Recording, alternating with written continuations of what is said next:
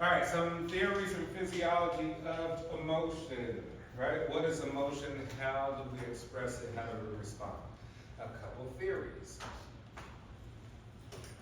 right? We say either A, we have context of something happening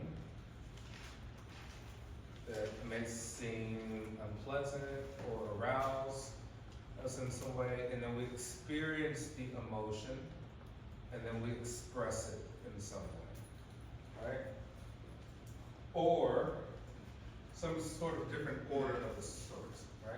So here's the components. We think of really three components of emotion. First, you get your bodily arousal, right? This is physiological arousal. Something is stimulated. Remember we said we have the sympathetic, parasympathetic nervous system.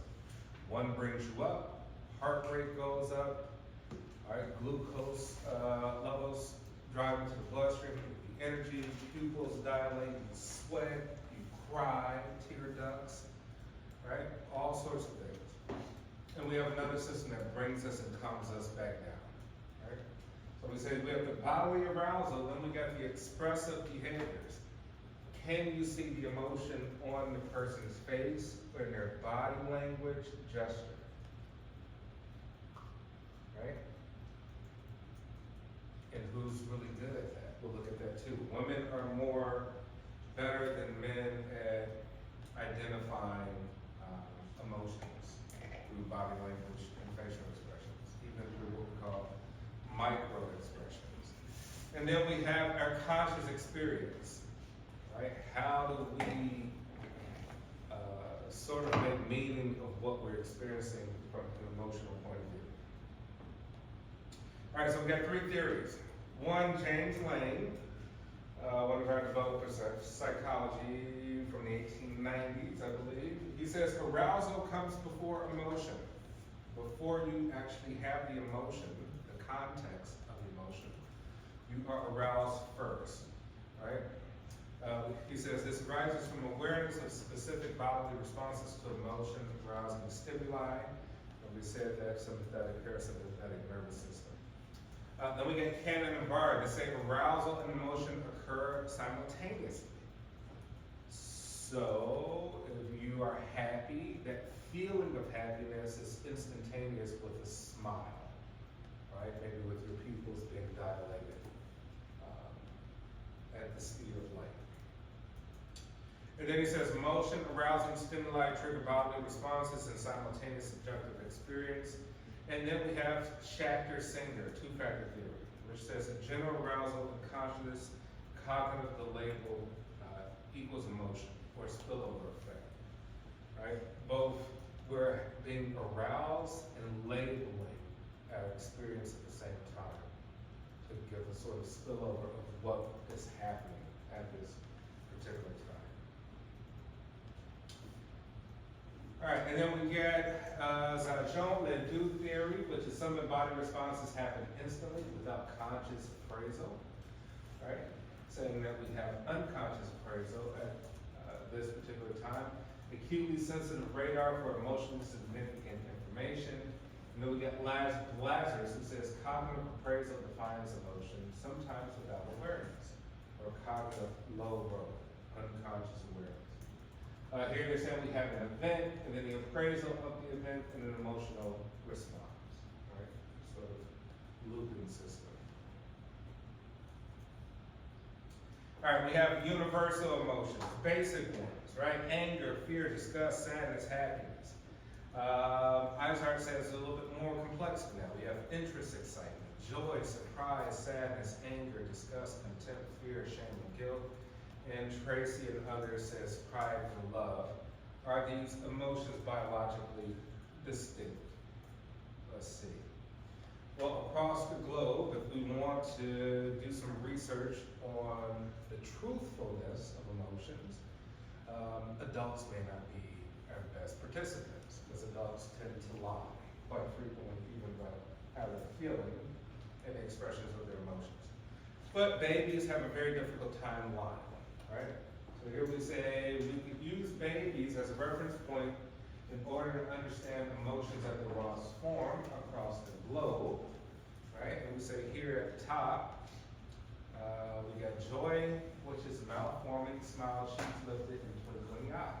So say we could define joy by looking at the baby. We could say this is how we would understand and define the concept of what joyfulness is. Anger, brows drawn together, downward, eyes fixed, mouth squarish. Right? We'll say that is maybe the prototypical description, facial description of anger.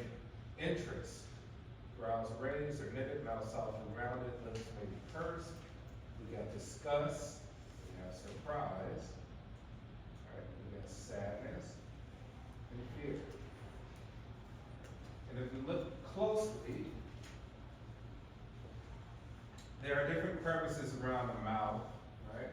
We have different sort of muscle groups here in order to give different expressions.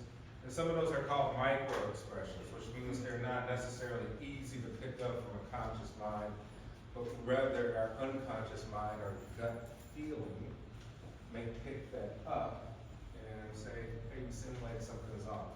Is everything okay? Like, maybe our conscious mind will pick it up. Maybe our gut mind did. All right, remember, so we get that autonomic nervous system, sympathetic, parasympathetic. Sympathetic is arousing, parasympathetic is calming. All right, so if you're aroused, your pupils dilate, salivation decreases. You perspire with your skin, you sweat. Respiration increases. Heart accelerates, inhibits digestion, so no digestion. Adrenal glands secrete stress hormones. Immune functioning is reduced. And remember, we said that parasympathetic, when you calm back down, we get our pupils contract. Salivation increases, skin dries, respiration decreases, heart slows down, digestion activates, adrenal glands decrease secretion of stress hormones, and enhance immune function. The thing of the human system is this big, constant, perpetual balancing act between exciting you in some way, you expressing excitement in some way, and calming you back down, right? And bringing you back closer towards homeostasis, even beyond that, bringing you to a different state. So maybe we say, hey, being too of a low state could maybe be signs of anger, right? Like you're in a low state. You're beyond, you're in the low part of the parasympathetic division, right? Possibly. Maybe anger is an arousing state. Like anger is not. Anger is pent up energy that needs to be expressed, right? Needs to be transferred out, right? But something to think about, that we are teeter-tottering between two systems at all times within our body that creates emotions. All right, so different emotions can share common biological signatures. A single brain region can serve as a seat of different emotions, right? Some emotions have distinct brain circuits. What we say in psychology, the neurons that fire together wire together, right? Like I said before, women are more adept at picking up micro expressions. So it's a lot more difficult to lie to women. And we could think maybe evolutionary, and even socially, maybe it means that women either are lying more within their own groups, or use it as a protective mechanism for the outside world of men lying, right? So we think it's there for some sort of survival trait. Men, on the other hand, have very difficult sort of, I wouldn't say very difficult, but a more difficult time of picking up micro expressions, right? Sometimes we don't know when others are going through things, so we may not be the best source of trying to help them out. Right? Lie detection. Polygraphs measure emotion-linked autonomic arousal, changes in breathing, heart rate, and perspiration. About 1/3 of the time, polygraph test results are just wrong. Why are polygraphs wrong 1/3 of the time? Do you think we can use polygraph tests in the legal system? Make them guilty or not guilty?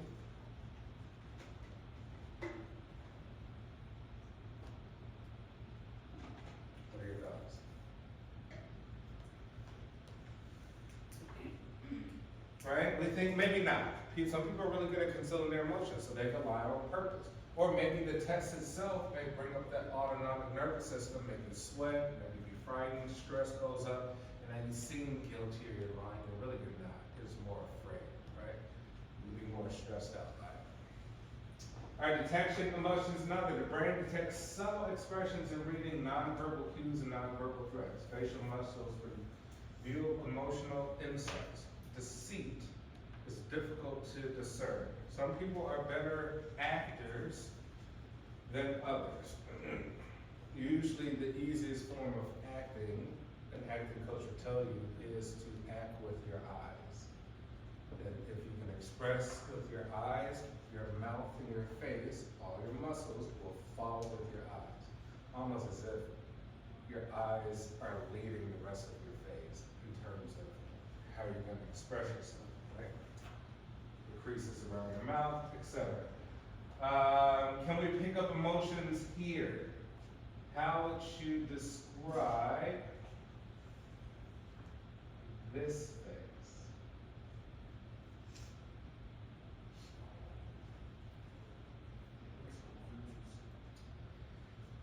All right, so maybe we could say here is picking up confusion. Okay, is everything okay? You're looking for something. What's going on? What about here?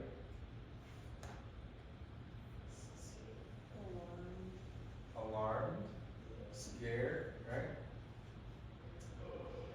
What about here?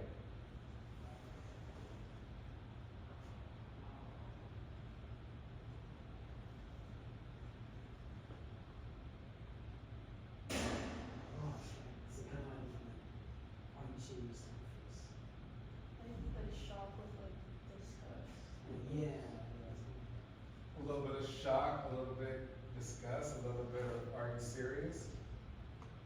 That's what you're saying, okay? Right? Think about this. The same face, a whole range of subtle micro expressions. Right? We may not truly know what kind of mind state someone is in, or whether they're being deceitful or practicing these things. The thing is, with sociopaths and psychopaths, they've already mastered the ability to, they have to actually fake having an emotion, right? So they've mastered the technique of acting in society, right? Our normal people, it's an automatic response, right? If somebody do something that pisses you off, it's going to show up on your face, automatically, right? Subconsciously. We think of with the people suffer from antisocial personality disorder, or sociopaths, psychopaths, whatever, they don't have these sort of automatic emotional expressions, therefore they have to act in order to do it. All right, we'll end off here. What we're going to do Monday, so before you leave, I'll upload it to Blackboard. Monday we'll have our exam number 3. I'll upload the exam review tonight, and along with the PowerPoint slides, we'll stay home Monday, and exam will open up at 8 a.m. like it has before, and I'll leave it open maybe to early afternoon.